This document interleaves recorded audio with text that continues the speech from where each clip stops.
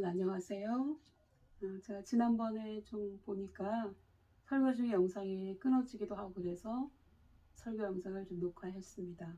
기도하심으로 시작하겠습니다. 우리 아버지 하나님, 2년 넘게 코로나로 인해 민간 군선교사들의 출입이 제한된 가운데서도 이렇게 우리 믿음의 형제 자매들을 예배하는 공간에서 함께 만날 수 있는 은총을 허락하여 주셔서 감사드립니다.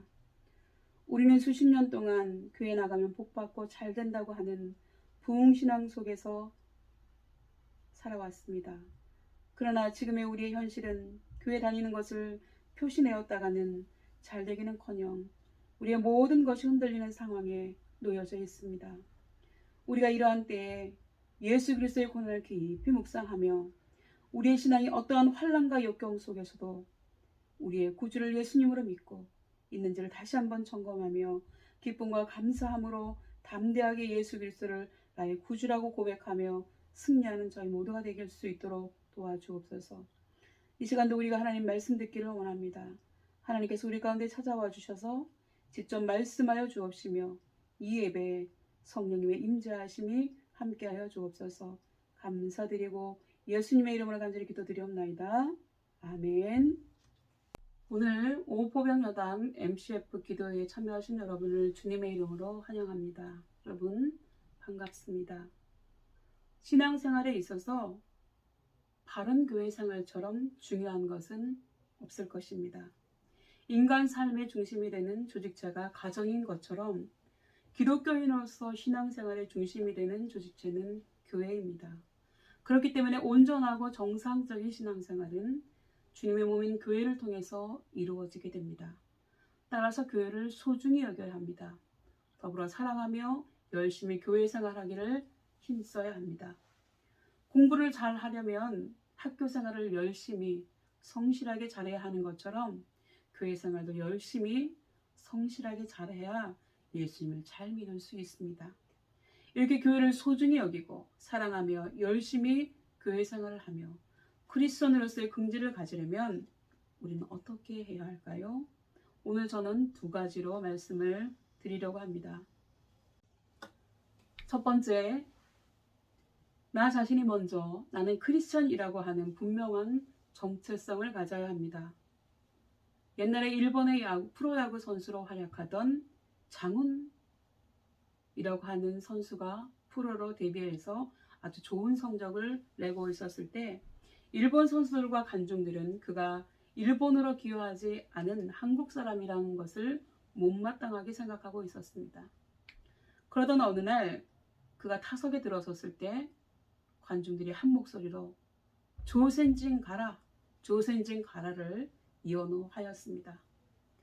그때 장훈 선수는 타석에서 잠시 벗어나 관중들의 야유가 그치기를 기다렸다가 야유가 끝나자 타석에 들어서서 관중석을 향하여 그래 나는 조센징이다 라고 외쳤습니다.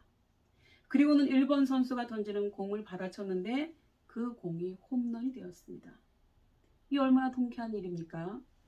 이렇게 누구 앞에서든지 민족적인 자존심을 가지고 사는 사람은 그가 누구이든 존경을 받아 마땅합니다.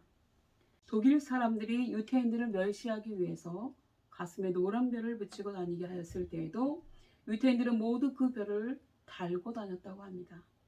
그것은 독일군이 무서워서가 아니고요.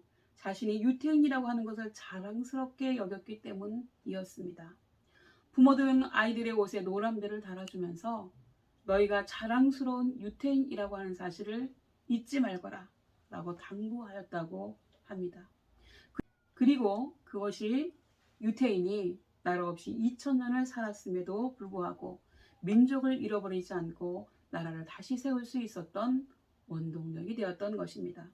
마찬가지로 예수 믿는 사람보다 믿지 않는 사람들이 세상에는 3배에서 4배쯤 많고 특히나 지금 같은 코로나 상황에서는 더욱이 예수 믿는 것을 드러내놓고 사는 것이 좀 부담스럽게 느껴져서 마치 믿지 않는 사람인 것처럼 행동하며 산다고 한다면 참으로 부끄러운 일일 것입니다.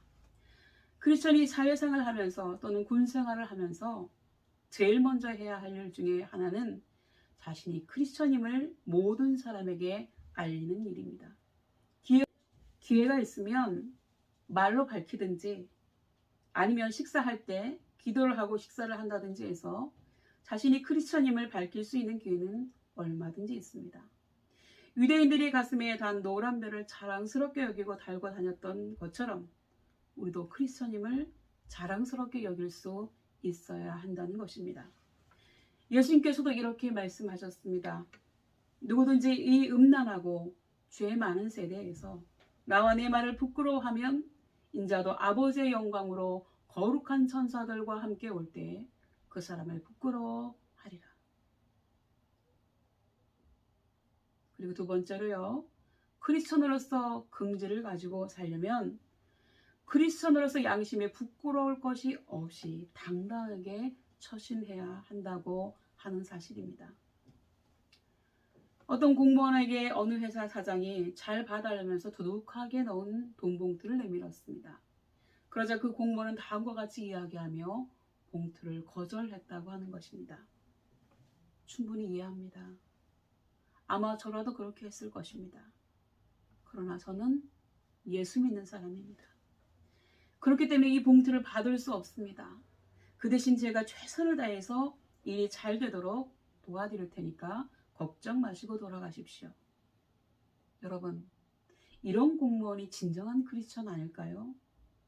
예수님께서도 마태복음 5장 16절에 이같이 너희 빛을 사람 앞에 비추게 하여 저희로 너희 착한 행실을 보고 하늘에 계신 너희 아버지께 영광을 돌리게 하라고 말씀하셨습니다. 이렇게 세상 사람들과는 다르게 양심에 부끄러울 것이 없이 당당하게 살 때 비로소 크리스천의 긍지를 가지고 살 수 있는 것입니다. 이제 저는 크리스천으로서 크리스천답게 바르고 당당하게 산다는 것이 어떤 것인지를 보여주는 예화를 하나 소개하고자 합니다.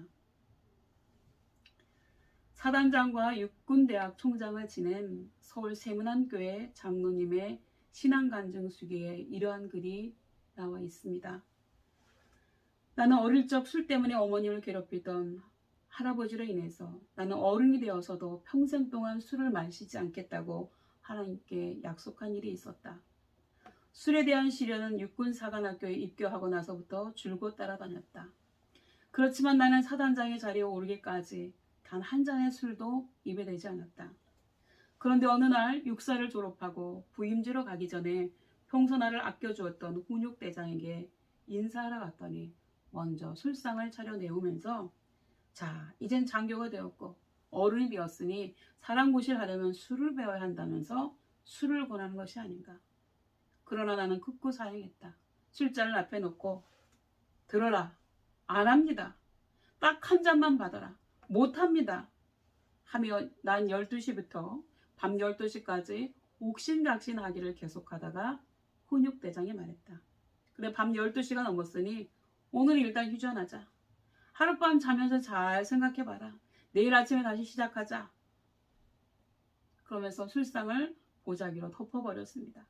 그리고 다음날 아침 7시에 일어나자 그 시간부터 난 12시까지 두 사람은 또 먹어라. 안 먹습니다. 난 실랑이를 벌이게 되었고 드디어 낮 12시가 되자 24시간 만에 훈육대장은 두 손을 들고 혀를 내두르면서 나도 고집이 세지만 너도 허시간하구나.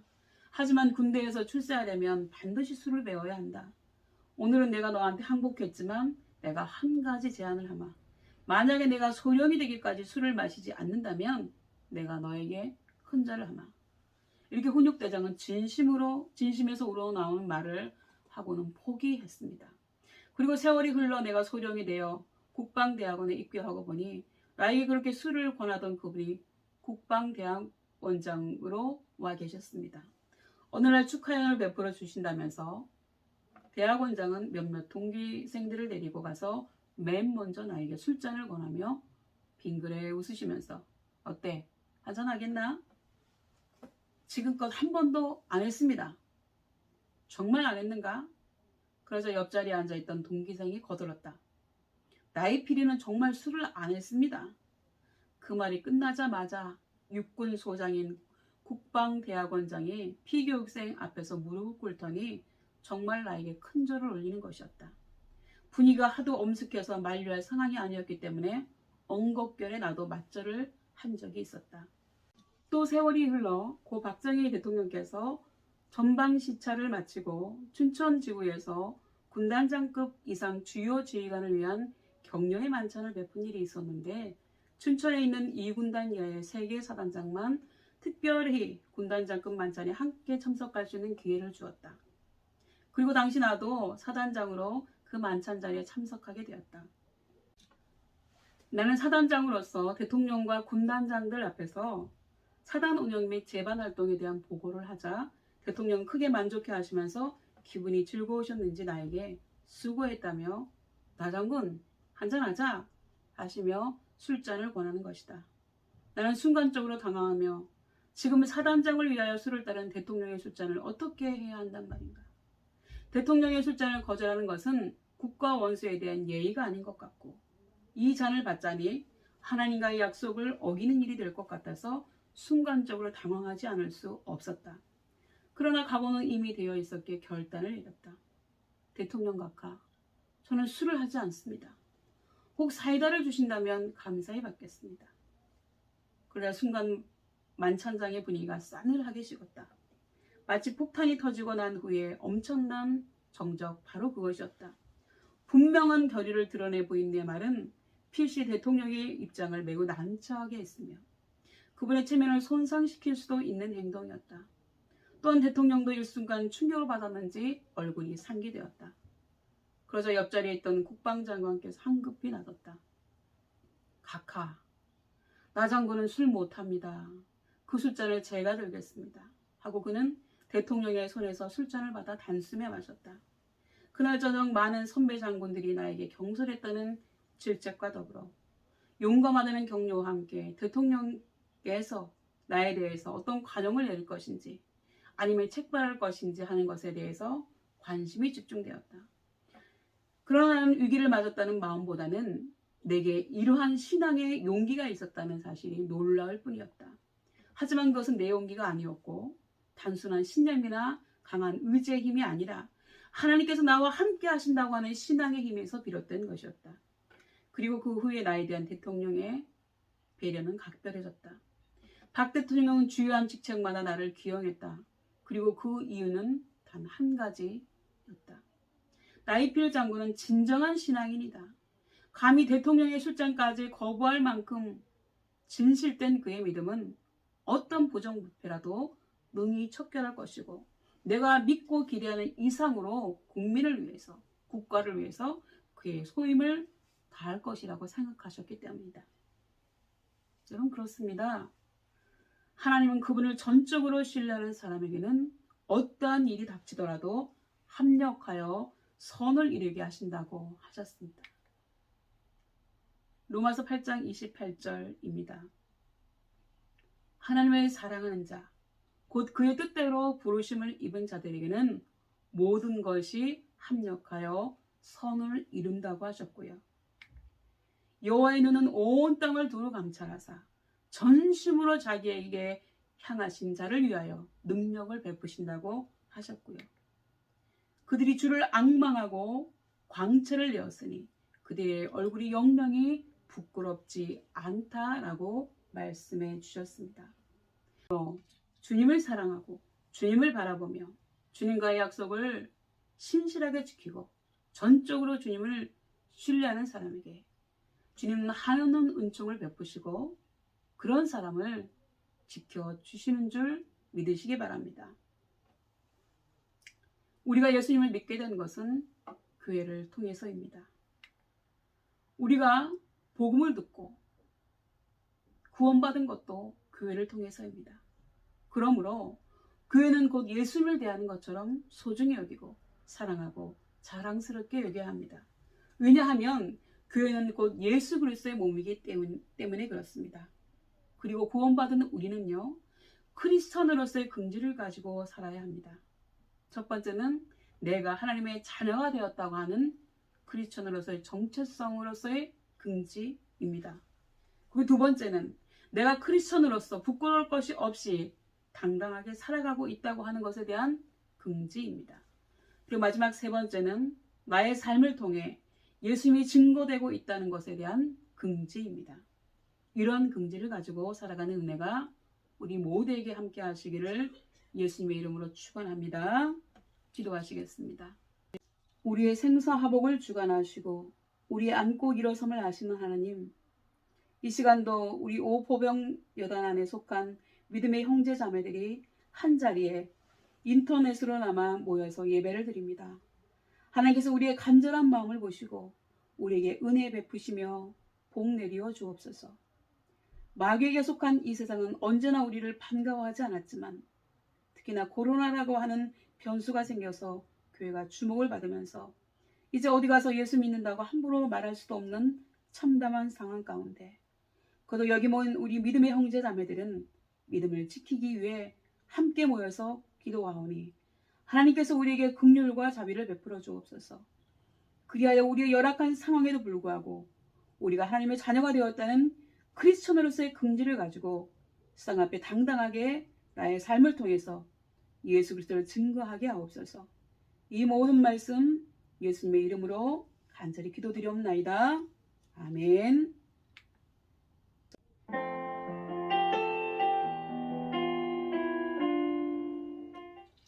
여러분 감사합니다.